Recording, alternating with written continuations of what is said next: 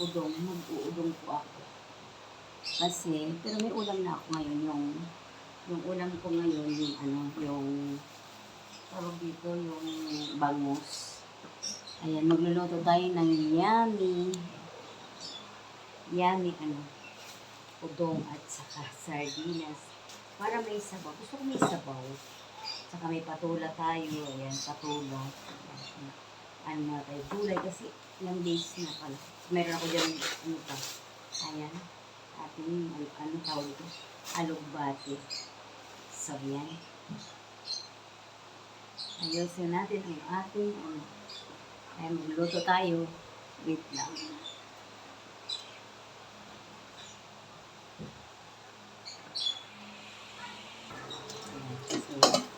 Susunan na po yung bawang natin.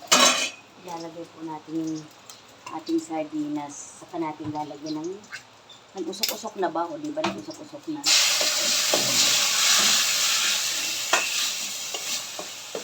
At lalagyan natin ng sabaw. So, ayan, dito natin itatakal sa ng sardinas. Para yung natitirang ng sardinas. Mailagay din dito sauce. Yung sauce niya na ayan. So, hanggang bukas ko ulam ito. Ating ulam. Yan, sabik lang umutuin yan. Yung nakalabis na ulam. Yan, gusto kasi may sabaw. Yung ulam ko kasi yung bangus na prinito. Ayan. Gusto ko may gulay. Naglagay din po ako ng mantika. Usually, ang mantika ko, napakaliit. Siguro, kalahating kutsara lang. Ayan, para hindi tayo masyado sa mantika. Huwag tayo sa maraming mantika. Huwag tayo maglalagay ng maraming mantika kasi cholesterol po. Super cholesterol. Ayan. So, magbabalat po tayo ng ating gulay. Ayan, gulay po natin for today's video. Ayan, bigyan natin dito kasi magbabalat tayo. Magbabalat tayo ng gulay. Ayan po yung gulay. Umusok na sa loob ng bahay. Ayan, patula.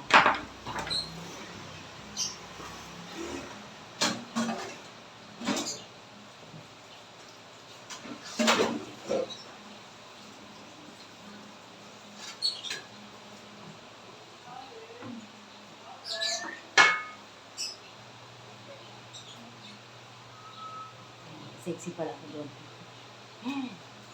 Na-short na. Kita pala sa video. Ayan. Balikan natin yung ating patula. Kasi mauna itong ilalagay natin sa ating alugbati. Kaya nilaan ko kasi minsan. Alam niyo po may patula talaga na sobrang pait. Alam niyo kung bakit mapait yun? Nakahalo po siya sa nung tinanim siya, nakahalo po siya sa dito, ampalaya. Kaya siya ay mapait.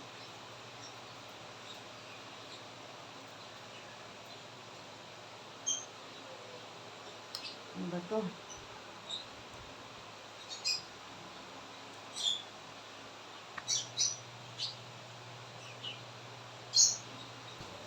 Ilalagay po natin yung udong natin dalawa. Hatiin natin.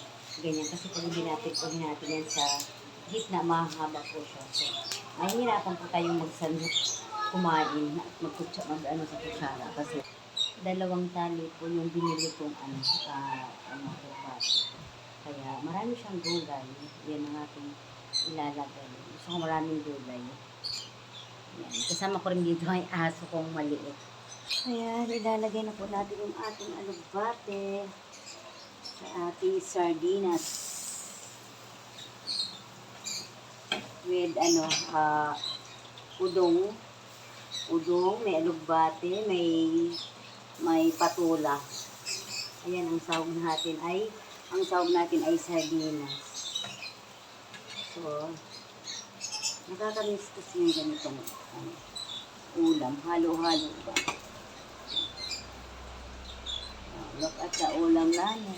Ulam ko ngayon, ayan. Ayan, may udong po siya. May patola.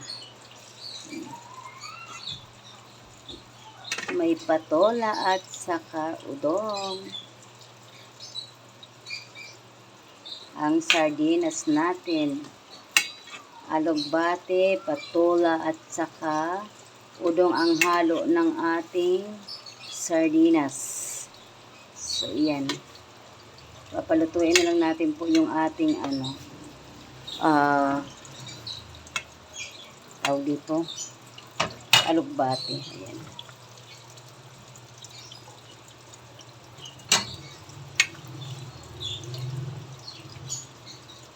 May gulay na po tayo. Napakasimpleng ulam at saka tawag dito, healthy. Ayan po. Thank you for watching mga ka-healthy.